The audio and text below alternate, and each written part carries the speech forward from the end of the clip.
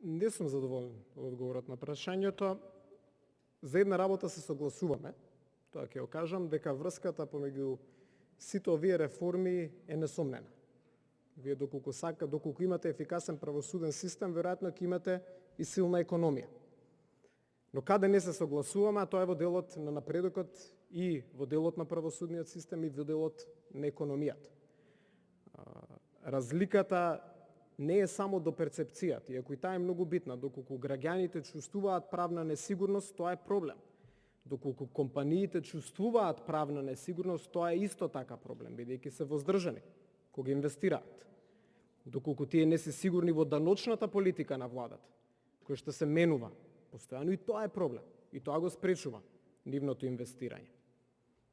И затоа мислам дека најголемиот проблем генерално и во нашиот правен и економски систем, бидејќи така некако сведовме дебатата, а тоа е интересно е нотирано и во извештаите на Европската комисија, во делот покрај анализата на политичките состојби, деловите што ние често запоставуваме да им даеме доволно внимание, каде што се зборува за правна несигурност и правна непредвидливост.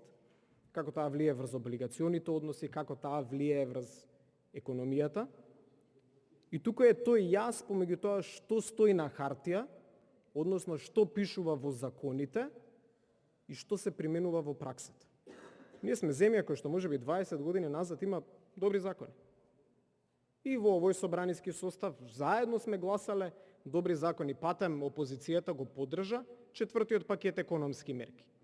Не беа доволни тие мерки, по нас требаше многу повеќе, но ниту еден начин не го спречи нивното донесување, како и што ќе биде и со петиот пакет економски мерки, кои што сум убеден дека не се доволни и нема да направат доволно да ја санираат кризата, но и таа мала помош која што се дава на економијата не треба да биде спречена од страна на опозицијата. Доколку сакаме владење на право, доколку сакаме развиен приватен сектор, доколку сакаме граѓаните да веруваат дека институциите на системот функционираат, треба да престанеме да им даваме лоши примери.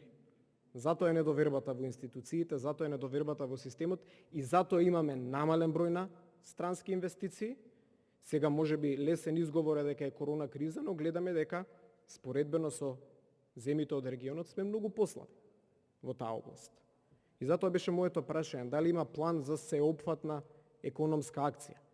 Не чувствувам дека има. Јас не би сакал да сум во право. Бидејќи ако грешам, веројатно ќе има и повеќе работни места, веројатно ќе има и повеќе средства во економијата. Но за жал тоа што го чувствуваат граѓаните е дека се посиромашни, тоа што го чувствуваат бизнисите е дека стануваат се помалку ликвидни, а тоа што сите го гледаме дека во Македонија за жал вирае на правдата.